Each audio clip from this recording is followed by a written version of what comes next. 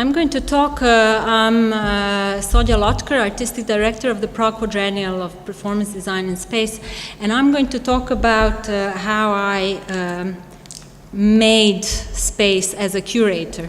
And I'm going to talk about performing exhibitions that I did, and I'm going to show you some of my favorite projects I did in the last 15 years. I'm leaving the quadrennial, so today is a little bit emotional for me. It's like summing up the projects that I did, and this I'll show you 4 of my favorite projects. And I also have to say that I'm going to be struggling here with giving the key speech in the central building, because I'm going to be talking about very rhizomatic and de-hierarchized spaces. So I'm going to struggle here a little bit, but bear with me. To be honest, one of the reasons why I'm leaving the quadrennial is because I need to leave the center a little bit. The central position is not something that I need anymore. So this is a little bit out of character for me. But let's see if I'm going to manage to tell you why I did the things I did and share some thoughts behind the ideas of the project. I was also thinking about the title of the conference, these radical spaces, and I was thinking whether what I did is radical or not. There are definitely spaces in between disciplines, but I think what's most interesting for me, and I hope I'll manage to share this with you here, is that they are radical in the sense that they're inclusive. They're tender spaces, they're girly spaces, they're probably motherly spaces, where inclusion is more important than anything else. And I'm going to start right there from the mistake, I would say. Prague Quadrennial of Performance Design in Space is the largest scenography event in the world, and it's an exhibition of scenography. And anybody who thinks about it a little bit figures that it's really impossible to exhibit scenography. And that's exactly where we start every time we start the quadrennial, from this impossibility to exhibit it. Because even if you show the whole scenography in its wholeness, you would need a lot of space to show work from 70 or 80 countries that we show. But still, you would just show the things out of context of performance, out of context of light, out of the life of scenography, obviously. And then what used to be exhibited at the quadrennial were models and drawings, and some scenographers are very sensitive about exhibiting models because they say it's like showing dirty laundry. It's just a part of the thinking towards the performance. So not all scenographers are really comfortable with showing it. And then also, it's very hard to read whether the scenography worked or not based on a photo or a model. So this impossibility, and I always, when I talk about quadrennial, I start from here, is actually a very creative position because it's impossible. So let's see what we can do. And I'll show you some of the things that we did in the last 15 years. Another important word for me is curation. And I know it's a shishi word, curating this, curation this and that, but as I was saying, it's impossible to exhibit scenography, so to curate exhibition about scenography is highly necessary. The person who's unfolding the dramaturgy of this scenographic exhibition has to create another context, has to tell the story of scenography in some way. You cannot just put things one next to another. And another important word for me is situation, and that's because I'm a dramaturg originally, as actually Tanya pointed out to me once, and that's how I think. And it's really important to understand that at the heart of theatrical performance there's a situation, but when we think about situation, we think about conflict unresolvable conflict among characters. But if we, in post-dramatic theater, understand that these elements are not only characters, but all different parts, of elements of performance, then it becomes a situation, a three-dimensional, situation. And I think a lot of contemporary theater community, site-specific, the newer, genres from the last 20, 30 years also incorporate spectator into this situation. So the spectator becomes a part of the equation of the situation. So this is really important for me when I made these projects, was creating situations. Also, it's very important to say at the beginning that theater and scenography have really, really changed radically in the last 20, 30 years. Scenography does not happen only on stage, it happens in virtual spaces, but also scenography can also be found, which is crucial. It does include the spectator, so it becomes a stage for spectator too. And also it's really important to say that the role of scenographer, the position within the team of the making performance has been de-hierarchized. In device theater, scenographers, are part of the team, and very often designers are the initiators of performances. It doesn't have to be directors or playwrights and so on. So with the quadrennial, we've been trying to follow these changes and to see, how do we see this new scenography. And as Dutch curator of this year's quadrennial nicely put, scenography is now both reading and writing space, which I think is a very important thing to do, and sometimes it's both reading and writing in the same time, as I will touch on later. So behind me you saw some really old projects. First you saw the 2003 project that some of you have seen. It's a project I did with Dorita Hanna, who's sadly not with us today. I was hoping she would be here.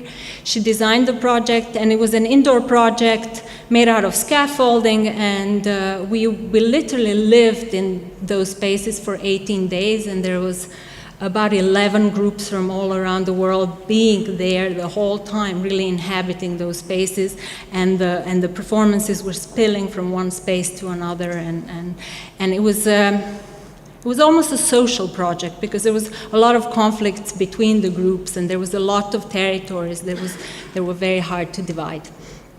And then in 2007, which is also a very long time ago, we said, let's go into the streets and let's really explore this found space. Let's look into the public space, because in 2003, when we did the Heart of PQ, the first project I did with Dorita, it was the only people who were there were visitors of the quadrennial, and somehow we had a feeling that the audience is the same, that it's recycled, that the same people are coming again and again, and that we're not in dialogue and conflict with real audiences. So in 2007, we decided to do something out in the streets and go out and find these new audiences.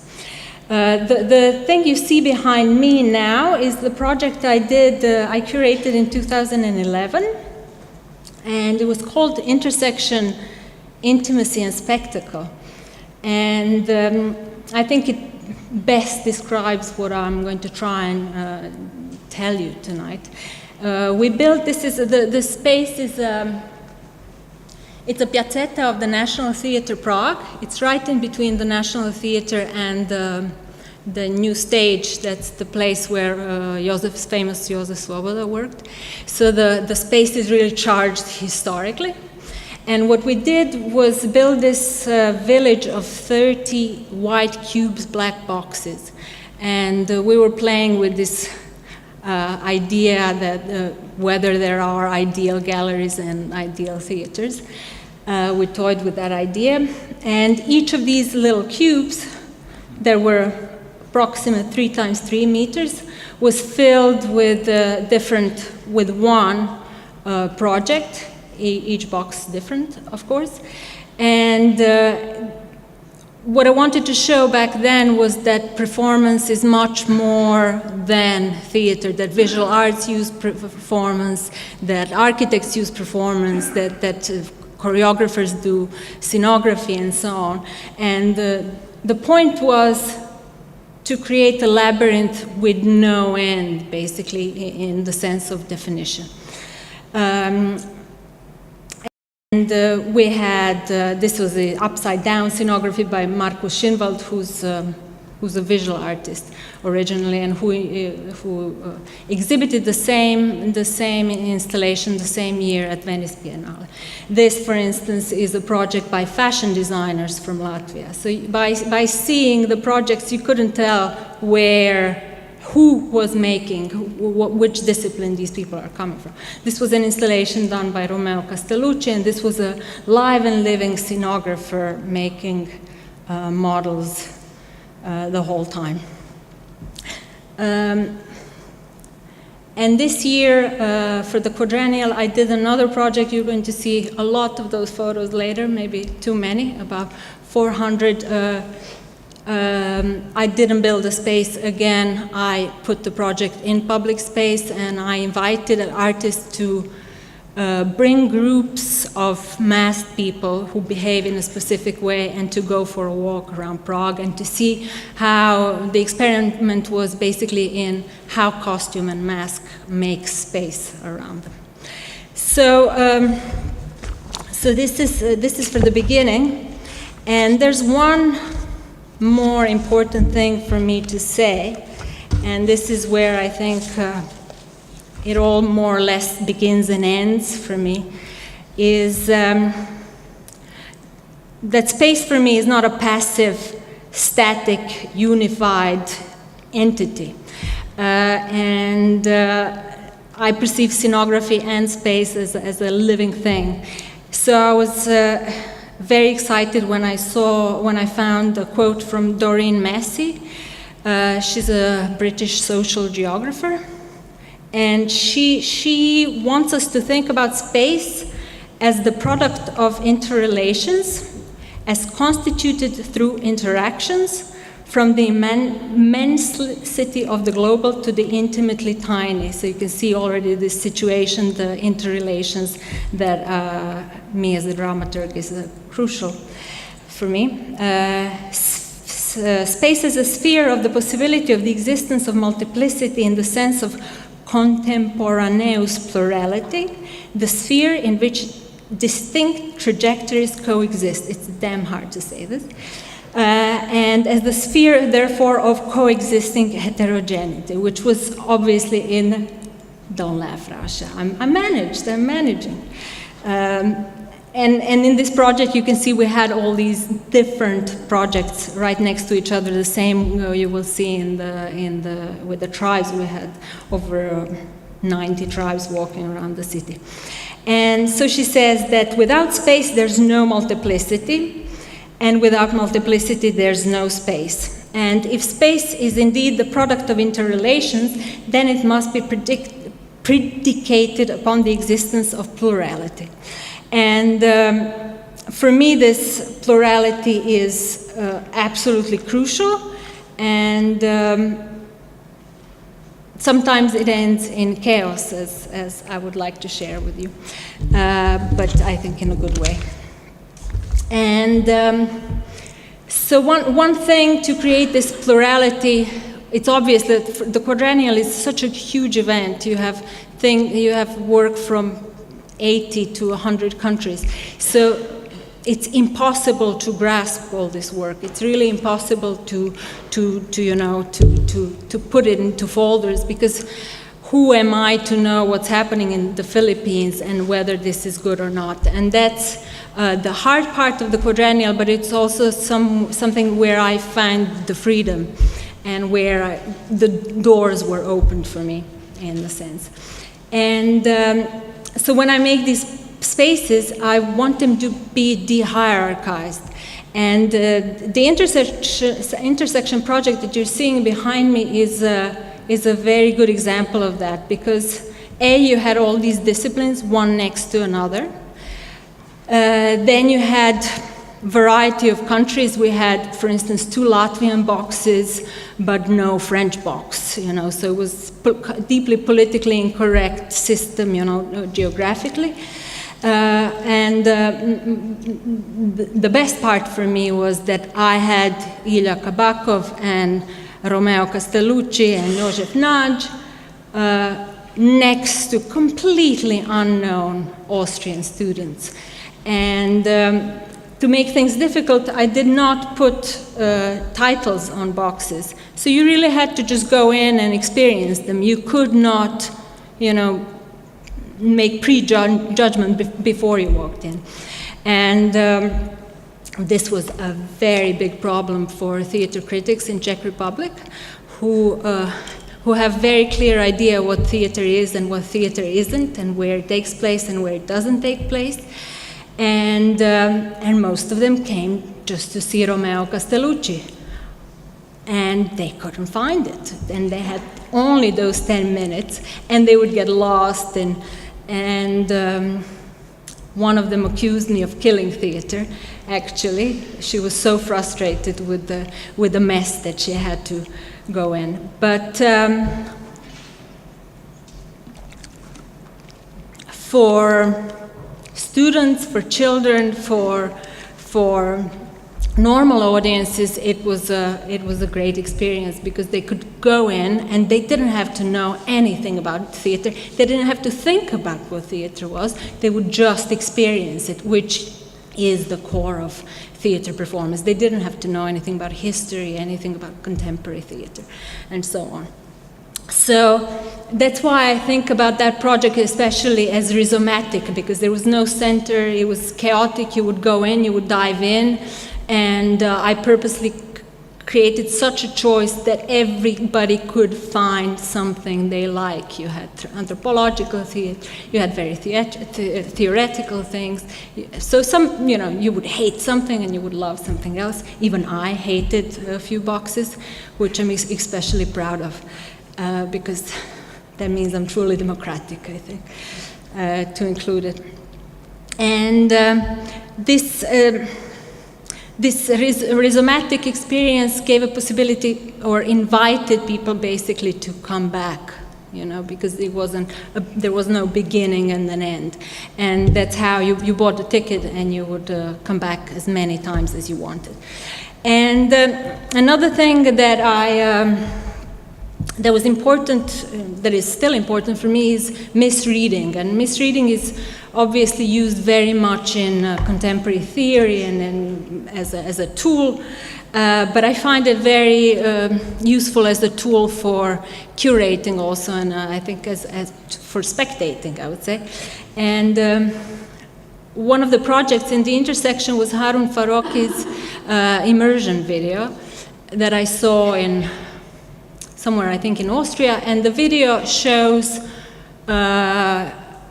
US soldier with the psychologist going through, via virtual reality space, going to the place of trauma and visiting the place of trauma and trying to go through the whole event, and breaking down and not being capable of, and so on.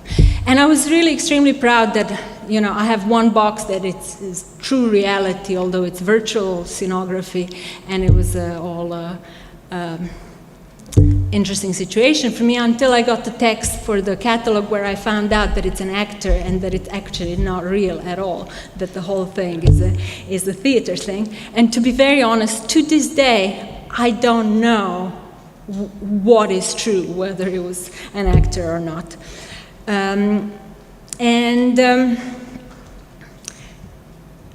Somehow along those lines, I was talking about tender and girly. At least in Czech Republic, there's not enough critical thinking, that's for sure, and we lack serious critical thinking. But I also think that we somehow don't take seriously love as a attitude towards art, and Because I think sometimes you can get places through love, through just simply blindly trusting someone and going somewhere where you wouldn't. That happens to me with pop music very often, that I start listening to something just because an artist started doing something else. And I think that love effect and this yes, yes, yes, without knowing why you like it is really important. And what happened to me this year at the Quadrennial was, this is Massimo Furlan, Swiss artist from this year. Now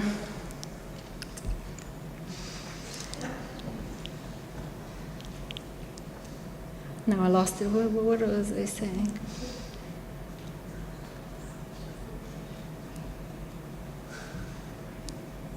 Oh yeah, I wanted to tell you about Bulgarian exhibition. I don't have photos of it, but talking about going places where one is not. When I got the concept for this year's Bulgarian presentation in the National Exposition, I saw photos and it was a carousel and it said, sit on the carousel and forget all your troubles, you know, you're going to forget about everything. And I was honestly appalled. I was thinking, there's a mess all around the world, all the refugees, all the madness everywhere. Greece is in this crazy trouble, and I don't want to forget my trouble. You know, what is he talking about, this Bulgarian man? And it was all this quite nostalgic design. And what happened to me was that on the day of the opening of the Quadrennial, after the closing of the building, I was in the church where it was exhibited, and the manager of the exhibition said, you have to get on the carousel. I was like, no. She's like, yeah, get on. And I got on, and literally, after 2 rounds, I forgot everything. And I cannot tell you how it happened. It equals magic in a lot of ways. But I realized in that moment that we somehow forget that forgetting is good, it's healthy, it's good to have empty head, empty space sometimes, to wipe everything out. So for now, I talked about this cultivated chaos that I built through dramaturgy, but it is chaotic. It creates these chaotic situations that I have absolutely no influence over, which is quite hard for a curator, you know, because you build something, but then you really have to let go and just people do what they have to do. But this chaos can be built only, and I think that's the key for me, on very specific rules. And you have to have very, very clear rules in order to build the chaos in. I think the chaos without the basic rules that I did would just be illegible nothingness. And to be very honest, for the intersection project, with the 30 white cubes, black boxes, it was a joke that they're ideal galleries, ideal spaces. But I was, to be very honest, misused architecture to make this modernist, clear box, so I can throw all my chaos inside so it can be legible for audiences, so it would make sense. And in this project, the tribes, I did opposite. I made very strict rules for the tribes, but then I put them into public space, which is completely chaotic and which is completely impossible to influence. So the rules were, they had to be 3 to 5, they had to have similar masks, and they had to have a very specific way of behaving. And then I made a very specific route around the city, which included a very touristy area, working area, transportation area, leisure area, and so on. And it was actually very hard for them, because what happened to them most of the time was that they would come out as like a carnivalesque, you know, feeling, but then after an hour and a half of walking and encountering people, and then at the end they had to walk through the most tourist zone, the Charles Bridge, they would really get exhausted by then. So, how am I on time? Is anybody timing me?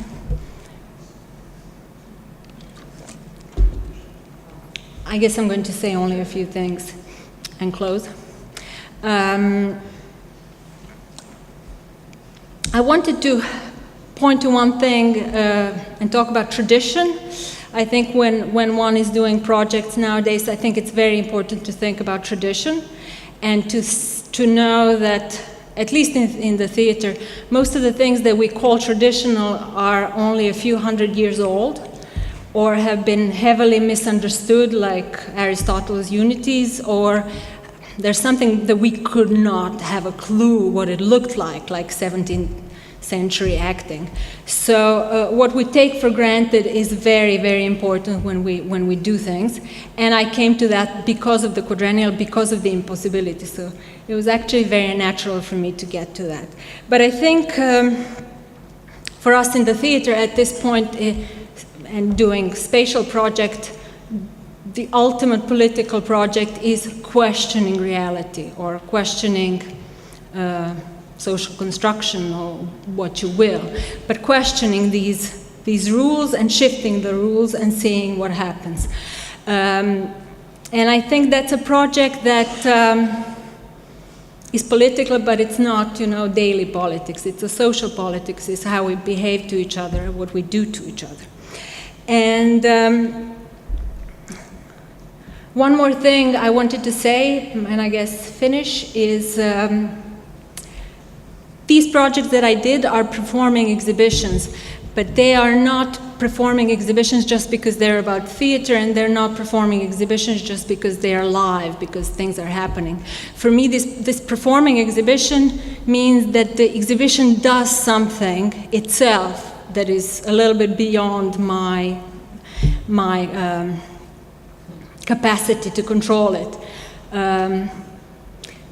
And for instance, in the intersection project, or I'll tell you about this project. This project, by performing, caused me a lot of trouble. A friend of mine she's an older lady, and she saw one of the people and she started giving them help, and she almost had a heart attack helping one of these people. So it was actually a little bit too radical even for me to perform back at me. But that happened also in the intersection project. You saw some photos where audience put on their masks. That's Paul's Boutique, and sometimes, I don't know, men would put wedding dresses and walk around, and you could walk around dressed as a rabbit and so on. And it was actually very nice that the audience, walk in dressed in these strange costumes. But somehow when they put on these costumes, they were all carnivalesque, and excited. But sometimes they would walk into a very serious box that would be about death, like Brett Bailey's, and then you would have this man dressed in white wedding gown come out crying. And that's what I mean when I say that these exhibitions perform back at me, because they simply do things. And we all know that theater is not about meaning anymore, that we're refocusing on understanding theater more as an experience. And I'm really interested in how this happens between the exhibition and the spectator. And Mieke Bal, the narratologist, says that the work is thus an occasion for performance in the field of its meaning, where no single performance is capable of actualizing or totalizing all of the work's semantic potential. And this is obviously true of all art and the way we understand art. But in these expositions, I tried to put the spectator in the position where they start understanding that without them there is nothing, that they have to co-create these fields. And very often the space was very important in creating these fields and providing a possibility for spectators to see themselves positioning or see other spectators around them and their positions. I think that's about all from me.